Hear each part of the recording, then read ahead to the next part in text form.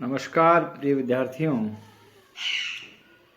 आज का जो व्याख्यान है वो व्याख्यान सेंट्रल स्टेट लेजिस्लेटिव रिलेशंस के बारे में है, केंद्र राज्य विधायी संबंधों के संबंध में है। और एक ये महत्वपूर्ण विषय है और साथ ही इस पर चर्चा करने के लिए हमें विभिन्न महत्वपूर्ण संवैधानिक प्रावधानों की बात करेंगे और साथ ही इस बात की तफसील से चर्चा करेंगे कि जिस संघीय ढांचे की कल्पना करके भारत में संसदीय लोकतंत्र की स्थापना की गई थी कि क्या वो सुचारू रूप से काम कर रहा है और वो किस प्रकार से भारत को बेनिफिटेड कर रहा है। सबसे पहले बात आती है कि हम बात करते हैं कि भारत जो है उस भारत में जो विधायी प्रक्रिया है या शासन के हमने 3 स्तर माने हैं, केंद्रीय स्तर, राज्य स्तर और साथ में स्थानीय स्तर। केंद्रीय स्तर पर संसद जो है वह लोकसभा और राज्यसभा के माध्यम से विधायी प्रक्रिया पूरी करती है। साथ ही राज्य स्तर पर राज्य विधानमंडल है वो विधायी प्रक्रिया पूरी करते हैं। तीसरे स्तर पर विधायी प्रक्रिया नहीं होती है लेकिन उनको कुछ प्रकार के अधिकार दिए गए हैं जिनमें प्रशासनिक और साथ में वित्तीय अधिकार उनमें शामिल है। तो सबसे पहले बात हम करते हैं कि जिस संघीय व्यवस्था की हम बात कर रहे हैं उस संघीय व्यवस्था के अपने कुछ लक्षण हैं, कुछ गुण हैं और इन्हीं कारण से भारत में जो संघीय व्यवस्था है उसमें शक्ति विभाजन किया गया है। शक्ति विभाजन से तात्पर्य यह है कि शासन के विभिन्न स्तरों के मध्य विधायी, प्रशासनिक और वित्तीय जो विषय हैं उनका बंटवारा या उनकी अधिकारिता की जो सीमाएं हैं उन अधिकारिता की सीमाओं को स्पष्ट रूप से उनकी व्याख्या करना और उनको सीमांकित करना। भारत जो कि संघात्मक शासन का देश है और हमने संघात्मक शासन प्रणाली अपनाई है। इस संघात्मक शासन प्रणाली के अपने लक्षण हैं जिसमें सबसे पहले यह है कि दोहरी शासन व्यवस्था। संघ जो है वो विभिन्न इकाइयों से मिलकर के बनता है। इसका मतलब है कि 2 प्रकार की प्रशासनिक या शासनिक व्यवस्था होती है। एक है जो सब लोगों से मिलकर के बनती है, इसको केंद्रीय या यूनियन कहा जाए, इसको फेडरल सिस्टम कहा जाए तो फेडरल है। दूसरा है जो जिन इकाइयों से मिलकर के बनती है वो इकाइयां प्रांतीय सरकारें कहलाती है, इकाई सरकारें कहलाती है, राज्य सरकारें कहलाती है। तो इस प्रकार से जहां संघात्मक शासन व्यवस्था होगी वहां पर एक से अधिक शासन के स्तर होंगे। दूसरा यह है कि स्पष्ट रूप से विषय और शक्तियों का विभाजन किया जाता है ताकि संघ और इकाइयों के मध्य किसी प्रकार का गतिरोध नहीं हो, और गतिरोध होगा तो संघात्मक व्यवस्था चल नहीं पाएगी। इसलिए उनके मध्य स्पष्ट रूप से शक्तियों का विभाजन होना चाहिए। तीसरा यह है कि लिखित और कठोर संविधान होना चाहिए कि संघ और इकाइयों के मध्य विषयों का इस प्रकार से बंटवारा हो, उसका एक वैधानिक प्रमाण हो, संविधान में इसका प्रावधान हो, व्यवस्था हो कि तब जब डिस्प्यूट हो, जब किसी प्रकार का विवाद हो तो उसकी सहायता से उन विवादों का निर्धारण या निराकरण किया जा सके। इसलिए एक लिखित और कठोर संविधान होना चाहिए। फिर है कि संविधान की सर्वोच्चता होनी चाहिए कि ऐसा नहीं है कि जो इकाई है वो संविधान के प्रावधानों को मान रही है और जो केंद्र है वो संविधान की इकाइयों को नहीं, प्रावधानों को नहीं मान रहा है। तो केंद्र हो या राज्य हो, व्यक्ति हो या पदाधिकारी हो, सभी व्यक्तियों के लिए संविधान की सर्वोच्चता होनी चाहिए कि जो विधि, जो संविधान, जो कानून जो कहता है वो अंतिम सत्य है। इस बात को मान करके शासन को संचालित किया जाता है। और संविधान की रक्षा के लिए स्वतंत्र न्यायपालिका की स्थापना की जाती है ताकि जब संविधान किसी बात में कमजोर पड़े तो उसकी उचित व्याख्या करने के लिए हमारे पास में स्वतंत्र न्यायपालिका हो। वह न कार्यपालिका के अधीन आती हो, न वो प्रशासनिक अन्य इकाइयों के अधीन आती हो, न वो विधायिका के अधीन आती हो। वो अपने आप में स्वतंत्र है कि विधायिका जब गलती करे तो उसके लिए भी वो कहे कि साहब विधायिका ने गलती की है, और कार्यपालिका गलती करे तो कार्यपालिका को भी कहे कार्यपालिका ने गलती की है। तो इसलिए कि एक स्वतंत्र न्यायपालिका का संघीय शासन वाले देश में होना अति आवश्यक है, उसके प्रमुख अंगों में माना जाता है। फिर एक और बात, महत्वपूर्ण बात आती है कि अगर संघात्मक देश है तो इकाइयों का भी अपना एक रोल होता है, अपना एक भूमिका होती है। और जब संविधान संशोधन की बात है तो इकाइयों से भी पूछा जाए। ऐसा नहीं कि केंद्र अपने मुताबिक या अपनी इच्छा अनुसार या अपनी सुविधा के अनुसार वह संविधान में संशोधन करे और इकाइयों को निर्बल बनाए या उनकी भूमिका को सीमित करे। वो सीमित नहीं कर पाए। इसके लिए है कि जब संविधान में संशोधन की बात आए तो इसके लिए आवश्यक है कि संशोधन जो है उसमें राज्यों की भूमिका भी होनी चाहिए। फिर यह है कि राज्यों का समान प्रतिनिधित्व होना चाहिए। राज्य चाहे छोटा हो चाहे बड़ा हो, केंद्र उसमें समान दर्जा उसको देवे और किसी छोटे राज्य के साथ बड़े राज्य की तुलना में सौतेला व्यवहार न करें। तो ऐसी परिस्थिति में होना चाहिए कि उस संघात्मक जो इकाई है या जो परिवार है उस परिवार में सभी की भूमिका समान हो, सबकी भूमिका बराबर हो, राज्यों को समान भूमिका मिले। इस प्रकार का प्रावधान अनेक देशों में है, संयुक्त राज्य अमेरिका में है और कई अन्य देशों में है, जहां पर सीनेट के जो लोग चुन के आते हैं वो एक समान प्रतिनिधित्व के अनुसार चुन के आते हैं। फिर है दोहरी नागरिकता, ये हमने नहीं अपनाई है और राज्य के अपने संविधान और झंडे ये भी हमने नहीं अपनाए हैं। क्यों? क्योंकि हमने संयुक्त राज्य अमेरिका और ऑस्ट्रेलिया का जो संघात्मक मॉडल है, जो फेडरल सिस्टम है, हमने उसको नहीं अपनाया। उसके लक्षण जरूर लिए हैं लेकिन हमने उसको अपनाया नहीं है, बल्कि हमने कनाडा के मॉडल को अपनाया है, जिसमें यह है कि केंद्र मजबूत हो और राज्य उसकी अपेक्षा कम मजबूत हो। निर्बल तो नहीं कहूंगा मैं, लेकिन राज्य उससे कम मजबूत हो। अमेरिका में क्या है कि केंद्र जो है, अब वो धीरे धीरे क्या हुआ कि जब बना था तब उसकी अलग परिस्थिति थी, अब अलग परिस्थिति है कि केंद्र और राज्यों के बीच में एक कॉन्ट्रैक्ट हुआ और उस कॉन्ट्रैक्ट के अनुसार राज्यों ने अपनी सत्ता केंद्र को दी और केंद्र जो है वो राज्यों के मुकाबले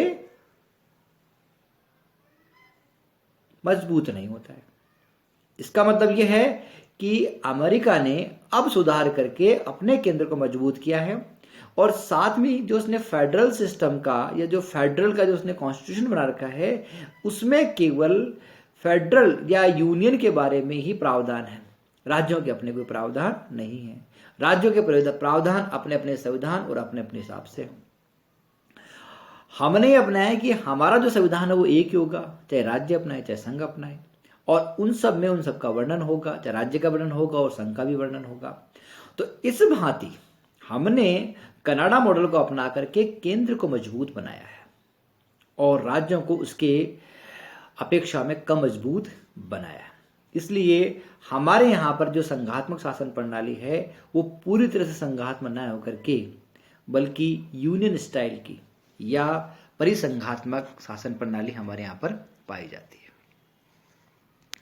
जब संघात्मक शासन प्रणाली है तो संघ और राज्यों के बीच में अपने एक क्षेत्र है और सबसे महत्वपूर्ण क्षेत्र है कि संघ और राज्यों के बीच में उनकी शक्तियों का बंटवारा किया जाए और इसलिए बंटवारा करने के लिए शक्ति पृथक्करण के क्षेत्रों की कल्पना की गई कि शक्ति पृथक्करण आखिर किन किन क्षेत्रों में किया जाए, कि केंद्र और राज्यों के जो अलग अलग क्षेत्र वो कौन से होंगे।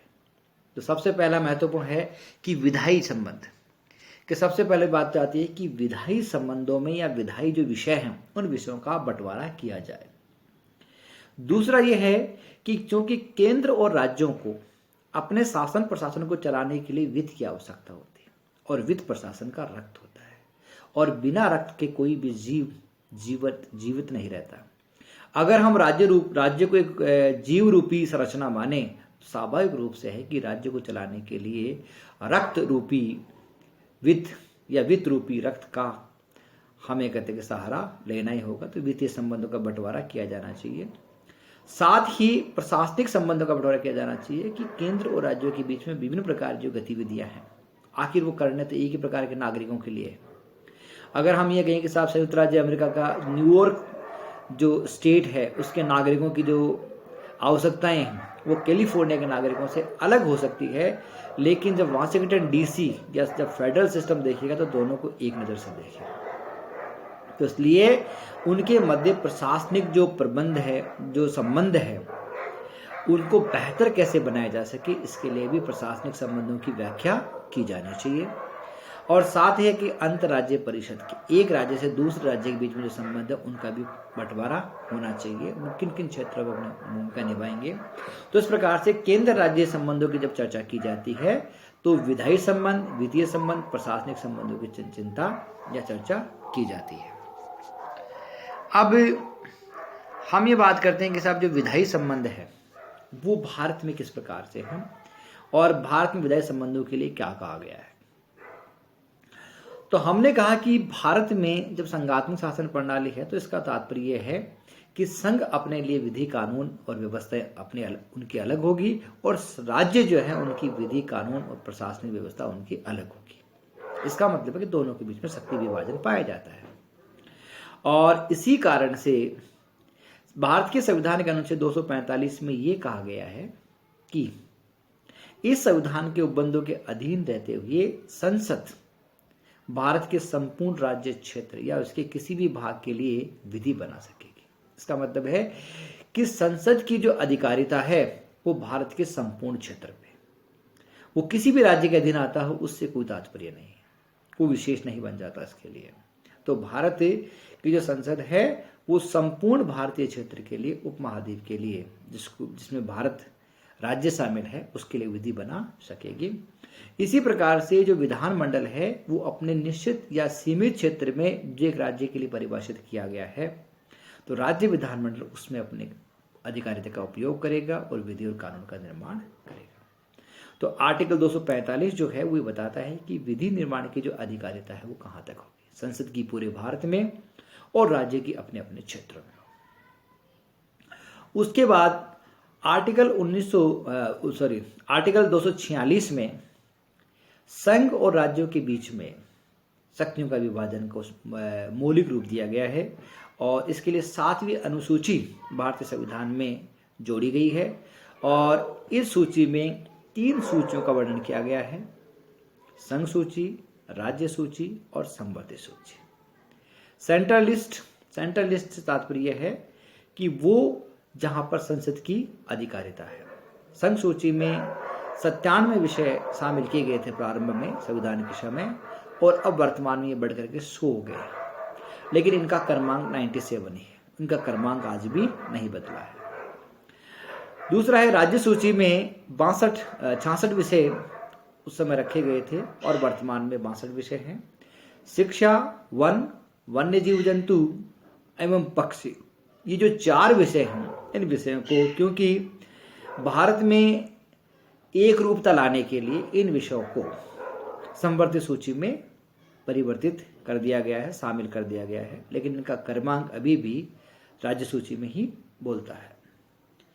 तीसरे प्रकार की जो बंटवारा है वो संवर्धित सूची का है और इसमें तत्कालीन परिस्थितियों में 47 विषय रखे गए थे और वर्तमान में ये बढ़ करके 52 हो गए हैं। तो 4 विषय जो राज्य सूची से लिए गए हैं और जनसंख्या नियंत्रण और परिवार कल्याण का विषय नया जोड़ा गया है। तो इस प्रकार से वर्तमान में संघ सूची में 100 विषय, राज्य सूची में 62 विषय और संवर्धित सूची में 52 विषय रखे गए हैं। और राज्य संघ सूची में जो विधि निर्माण है उस संसद की अधिकारिता है, राज्य सूची पर संबंधित राज्य अपने क्षेत्र के लिए विधि निर्माण का कार्य करते हैं और संवर्धित सूची जो है उस पर दोनों मिलकर के, संघ और राज्य दोनों मिलकर के विधि निर्माण का काम करते हैं। अब बात आती है कि साहब जो संघ सूची है, संघ सूची से मतलब है हमारी यूनियन लिस्ट या सेंट्रल लिस्ट, और इससे तात्पर्य है कि ये संपूर्ण भारत के लिए विभिन्न जो विषय हैं, जिन विषयों से ऐसा लगता है कि भारत पर अधिकारिता के समय या संसद द्वारा जो विधि बनाए ये इसके लिए आवश्यक विषय है, जिन पर वो संपूर्ण भारत के लिए एक जैसी विधि का निर्माण करे, तो ऐसे विषयों को संघ सूची में रखे गए हैं। सूची के प्रारंभ में 97 विषय थे, जिनमें देश की रक्षा, विदेशी संबंध, युद्ध और संधि, परमाणु ऊर्जा, रेल, वायुमार्ग, समुद्री जहाज, डाकतार, टेलीफोन, बेहतर ब्रॉडकास्टिंग जिसको हम DD1 DD2 उस प्रकार से जो कहते हैं आजकल, विदेशी व्यापार, नागरिकता, जनगणना, मुद्रा, विदेशी ऋण, रिजर्व बैंक, बीमा, विनिमय पत्र, चेक, बांट माप, चलचित्रों को मंजूरी, कर से आय से भिन्न आय पर टैक्स जिसको हम डायरेक्ट टैक्सेस कहते हैं, सीमा शुल्क जिसको इनडायरेक्ट टैक्सेस कहते हैं। ये सारे के सारे जो विषय हैं, ये सारे विषय ऐसे हैं जिन पर भारतीय क्षेत्र के लिए एक रूपता होनी चाहिए और ये केंद्र के अधीन होने चाहिए, ताकि विभिन्न राज्यों के तहत विभिन्न प्रकार की व्यवस्था नहीं। जैसे कहा जाए कि साहब हम इसकी बात करते हैं सामान्य रूप से बांट व माप की बात करते हैं, तो आप जानते हो कि बांट माप के लिए एक संस्था है और वो संस्था ये तय करती है कि स्टैंडर्डाइज्ड जो बांट माप कौन से होंगे, तो वो सारे भारत के लिए एक ही होंगे। क्योंकि राजस्थान के ही अनेक हिस्सों में जो मण शब्द जो है वो कच्चा मण कहीं पर होता है तो 20 किलो का होता है, पक्का मण 40 किलो का होता है। तो एक प्रदेश में एक ही कहते कि जो माप तोल की जो मापक है वो अलग अलग मान रखते हैं, मूल्य रखते हैं। तो ऐसा नहीं हो, तो सभी के लिए एक जैसी व्यवस्था हो, इसके लिए संघ सूची में इन विषयों को जोड़ा गया है और इन विषयों पर केवल और केवल संसदीय कानून बना सकती है, वही परिवर्तन और संशोधन कर सकती है। फिर है राज्य सूची। तो राज्य सूची में स्थानीय महत्व के 66 विषय शामिल थे, जिनमें लोक व्यवस्था, पुलिस, न्याय प्रशासन, जेल, स्थानीय शासन, लोक स्वास्थ्य, स्वच्छता, औषधालय, मादक शराब का उत्पादन, कब्जा, परिवहन, क्रय विक्रय, कृषि, सिंचाई। ये ऐसे विषय थे जिनसे सामान्य जनता सीधे जुड़ी होती है और इन सामान्य से जुड़ी हुई जो चीज़ें हैं उसके लिए जो विधि बनाने का अधिकार है वो संबंधित राज्यों की सरकारों को या विधानमंडल को दिया गया है। तो संबंधित राज्य या विधानमंडल जो है वो मिलकर अपन की विधि बनाते हैं। वर्तमान में हमने कहा कि इसमें 62 विषय रह गए हैं राज्य सूची में। 4 विषय जिनको शिक्षा, वन, वन्य जीव जंतु और पक्षी, ये संबंधित सूची को स्थानांतरित कर दिए गए हैं और प्रत्येक जो विधानमंडल है उस पर अपना कानून विधि बनाता है। इसीलिए अगर जैसे मान लीजिए कि मूल निवास की बात करें तो प्रत्येक राज्य के लिए मूल निवास है जिसकी अलग अलग परिभाषा है। इसी प्रकार जैसे मान लीजिए गए कि शिक्षा की बात करें तो प्रत्येक राज्य में अपने उसकी व्यवस्था है, वो किस प्रकार के शिक्षा का माध्यम को रखना चाहता है, कौन सी योग्यताओं के लिए वो विभिन्न प्रकार के शिक्षा बोधों की भर्ती करता है, या स्कूलों की क्या उनके मापदंड है, क्या उनका पाठ्यक्रम है, सिलेबस है, सब अलग अलग होता है। ये विविधता इसीलिए है कि राजस्थान में रहने वाले व्यक्ति को हिंदी माध्यम से अधिक सुविधा प्राप्त होती है, तमिल में रहने वाले व्यक्ति को तमिल में अधिक सुविधा प्राप्त होती है, गुजरात में रहने वाले को गुजराती अधिक सूट करती है और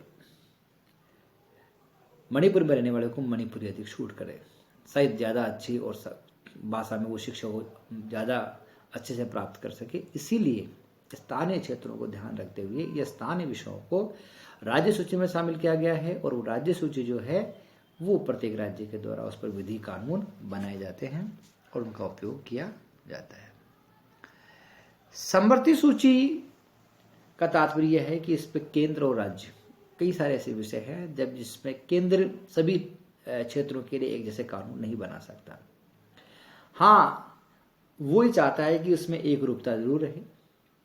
तो इसके लिए वो क्या होता है कि वह राज्यों को भी इसमें विधि बनाने का अधिकार देता है।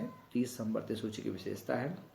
समवर्ती सूची में केंद्र और राज्य दोनों कानून बनाते हैं और प्रारंभ में इसमें 47 विषय थे, जिसमें दंड, विधि, दंड प्रक्रिया, विवाह, विवाह विच्छेद, संविधान, न्याय प्रशासन, उच्चतम न्यायालय, उच्च न्यायालय से भिन्न सिविल प्रक्रिया कोई हो, आर्थिक सामाजिक योजना, जनसंख्या नियंत्रण, व्यापार, संघ, सामाजिक सुरक्षा विधि, भारतीय जलमार्ग, ये जो चीज़ें हैं इन पर कहते हैं कि दोनों को कानून बनाने का अधिकार है। तो इस प्रकार से समवर्ती सूची जो विषय है, हमने कहा कि इसमें 4 विषय राज्य सूची से और एक विषय नया जिसको परिवार नियंत्रण और जनसंख्या नियंत्रण और परिवार कल्याण कहा गया है। इस प्रकार से मिलाकर के इसमें 52 विषय वर्तमान में हैं। समवर्ती सूची पर हमने कहा कि केंद्र राज्य दोनों कानून बनाते हैं, लेकिन एक बहुत महत्वपूर्ण बात यह है कि केंद्र और राज्य के कानून अगर किसी मामले में विरोधाभासी है एक ही विषय पर बने हुए कानून विरोधाभासी है तो संघ या संसद द्वारा बनी हुई जो विधि है वो परवर्त रहेगी, और राज्य या विधानमंडल द्वारा जो बनी हुई विधि है वो उस मात्रा तक शून्य हो जाती है जिस मात्रा तक वो संघ की विधि का विरोध करती है।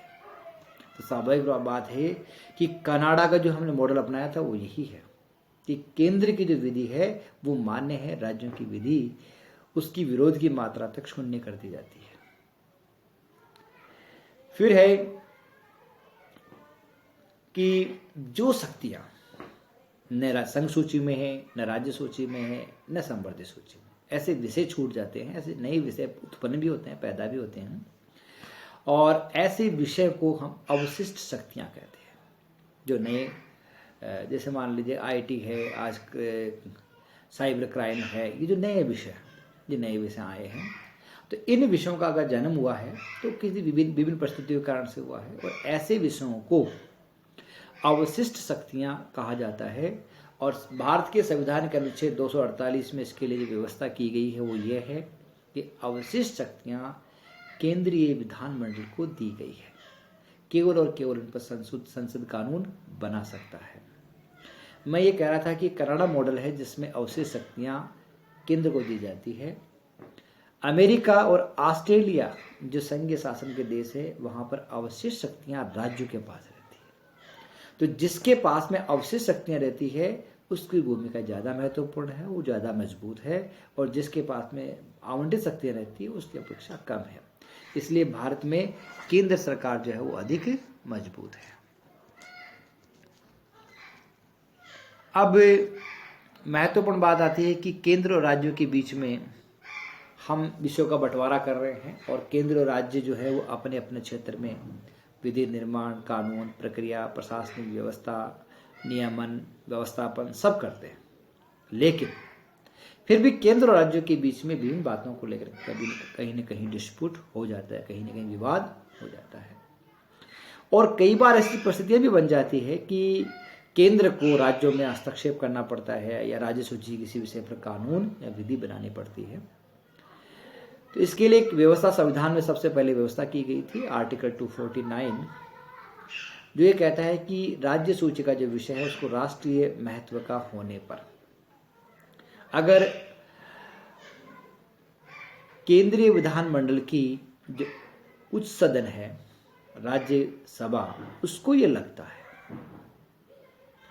पहली बात है कि राज्यसभा को ऐसा क्यों लगता और वो किस प्रकार की इसको व्यवस्था दी गई, तो इसलिए दी गई, इसका नाम राज्यसभा है, और उसके जो सांसद हैं वो राज्यों की विधायिका के निर्वाचित सदस्यों से चुन के आते हैं, और इसमें प्रत्येक राज्य का प्रतिनिधित्व निश्चित है। हमने सीनेट की भांति प्रत्येक राज्य में जो प्रतिनिधित्व उसको सीमित नहीं किया। जैसे मान लीजिए कि अमेरिका में प्रत्येक राज्य से 2 सीनेटर चुने जाते हैं, हमने ये व्यवस्था नहीं की, बल्कि हमने इसको जनसंख्या के अनुपात में बांट दिया, ताकि प्रत्येक राज्य को लगे कि मेरा जितना क्षेत्रफल है और मेरी जितनी जनसंख्या हो और मेरा जितना प्रभुत्व होना चाहिए संसद में, उस प्रकार का प्रतिनिधित्व मुझे मिला है। तो इस भांति राज्यसभा जो है, उस राज्यसभा में जो राज्यों का सभा कहलाती है, राज्यों का सदन कहलाता है, इसमें राज्य के निर्वाचित व्यक्ति अपने प्रतिनिधियों को चुनते हैं और वो राज्यों की बात रखता है। उसको ये अधिकार दिया गया है कि अनुच्छेद 249 के अनुसार राज्यसभा अपने 2/3 बहुमत से ये प्रस्ताव स्वीकार कर लेती है कि राज्य सूची में उल्लेखित किसी विषय पर जो राष्ट्रीय महत्व का हो गया है, उसको ऐसा लगता है कि इस पर संसद कानून बनाए, तो वो इस प्रकार का प्रस्ताव पारित कर देती है, और इस प्रस्ताव के पारित करने पर संसद जो उसको विधि बना करके 1 साल तक उसको परवत रख सकती है, लागू रख सकती है। अगर राज्यसभा को वो लगता है कि इसमें इसकी समय अवधि बढ़ाई जाए तो वो 1 वर्ष के लिए पुनः इसकी अवधि बढ़ा देती है, ऐसे करके उसकी वो अवधि बढ़ाती जाती है। हाँ, जब राज्यसभा इसकी अवधि नहीं बढ़ाती है तो राज्यसभा की जो बढ़ाई गई अवधि समाप्त होती है, उसके 6 माह तक जो विधि है वो परवर्त रहेगी, उसके बाद विधि विलोपित हो जाएगी, शून्य हो जाएगी। कहने का तात्पर्य है कि राज्यसभा संसद को एक विशेष समयावधि के लिए राज्य सूची के किसी विषय पर कानून बनाने की अनुमति देती है और वो समयावधि बीत जाने की 6 माह बाद वो संसद द्वारा बनाई गई विधि शून्य हो जाती है। तो इस प्रकार से ये वो है कि जब लगे कि साहब राज्य सूची के किसी विषय पर कानून बनाना बहुत जरूरी है देश के लिए, तो ऐसी व्यवस्था की जा सकती है। फिर कई बार राज्य इस प्रकार की मांग करते हैं, राज्य सोचते हैं कि साहब हमारे लिए कोई संसद कानून बनाना है, तो 2 या 2 से अधिक राज्य अगर इस प्रकार की अनुशंसा करते हैं, वो प्रस्ताव पारित करते हैं अपने बहुमत से और संसद को भेजते हैं, तो अनुच्छेद 252 के तहत ये व्यवस्था है कि संसद ऐसे प्रस्तावों पर विचार करके राज्य सूची के किसी विषय पर कानून बना सकती है और वो जो बने हुए कानून है उसका प्रभाव ठीक वैसा ही होगा जैसे राज्य विधानमंडल द्वारा बनाया जाता है। और साथ ही अन्य कोई राज्य भी अगर उस विधान को स्वीकृत करना चाहता है तो वो अपने यहाँ पर प्रस्ताव पारित करके बहुमत से उसको स्वीकार कर सकता है। लेकिन अनुच्छेद 252 के तहत बनाई गई विधि जो है वो जो राज्य अपनाते हैं वो उसको संशोधित नहीं कर सकते और उसको समाप्त भी नहीं कर सकते। उसको संशोधित और समाप्त केवल और केवल संसद कर सकती है। तो ऐसे मामलों में जब ये बात आती है तो राज्यों को बड़े संभल करके संसद से आग्रह करना चाहिए कि हमें राज्य सूची के इन विषयों पर आपके द्वारा कानून की आवश्यकता है। क्यों? क्योंकि उनके द्वारा बनाया गया कानून केवल और केवल संसद उसको संशोधित कर सकती है या उसको समाप्त कर सकती है। राज्य जो है वो उसको समाप्त नहीं कर सकते। तीसरा ये है कि जब देश में संकट काल हो, आर्टिकल 352 के तहत जब देश में आपातकाल हो, तो आपातकाल की परिस्थितियों में भारत का जो संघात्मक ढांचा है वो इकाई में बदल जाता है, इकहरी शासन व्यवस्था में बदल जाता है और संसद संपूर्ण राज्य के लिए जो है वो कानून बना सकती है। तो इस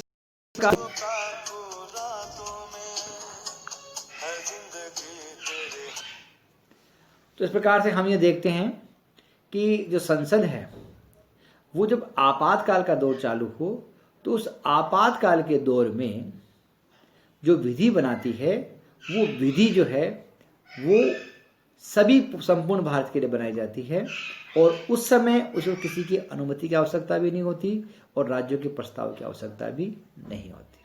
लेकिन आपातकाल के लिए बनाई हुई आपातकाल के दौरान राज्य सूची पर बनाई गई जो विधि है वो आपातकाल के समाप्ति के 6 माह तक ही जीवित रहती है, उसके बाद वो शून्य हो जाती है। ऐसा नहीं है कि 252 के तहत बनाई गई विधि परमानेंट हो जाए, ऐसे प्रकार की विधि जो है वो आपातकाल के दौरान नहीं बने। आपातकाल के दौरान व्यवस्था आपातकाल की है, तो इसलिए संघ को इतना अधिकार दिया गया है कि आपातकाल समाप्त, उसके 6 माह बाद वो विधि भी समाप्त।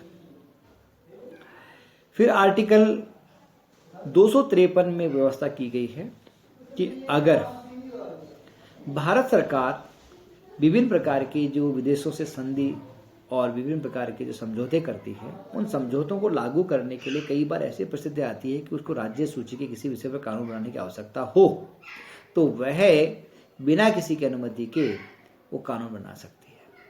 और उसमें ये कहा जाता है क्योंकि ये भारतीय प्रभुसत्ता की बात है, भारतीय राज्य की प्रभुसत्ता की बात है, इसलिए वो भारतीय जो संसद है उसको कानून बना करके लागू कर सकती है।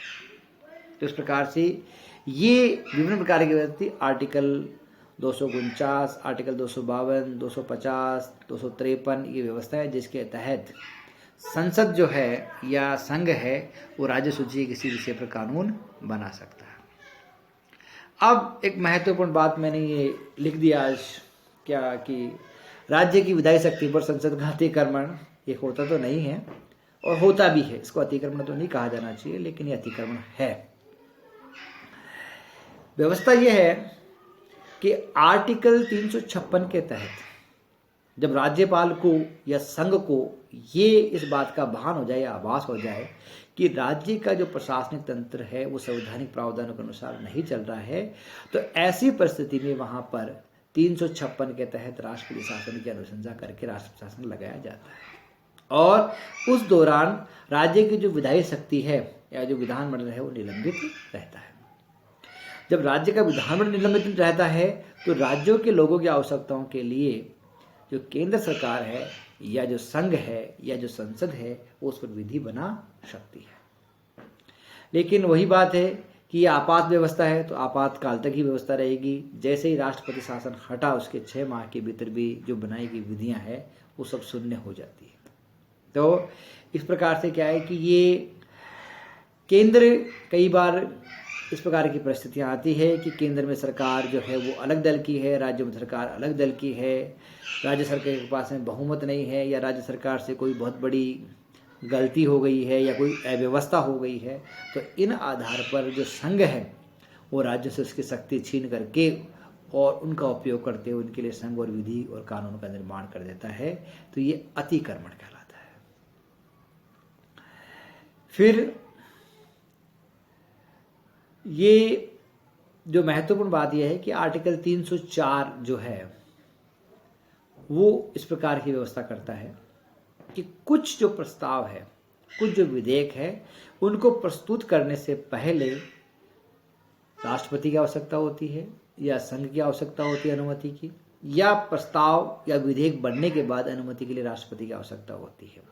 तो जैसे मान लीजिए कि उच्च न्यायालय की शक्तियों में परिवर्तन करना है, उसके क्षेत्राधिकार में परिवर्तन करना है, तो राज्य उसमें परिवर्तन नहीं कर सकता, बल्कि परिवर्तन करना चाहे तो संघ की अनुमति से ऐसे विधेयक बना करके उसमें परिवर्तन कर सकता है। तो इस प्रकार से अगर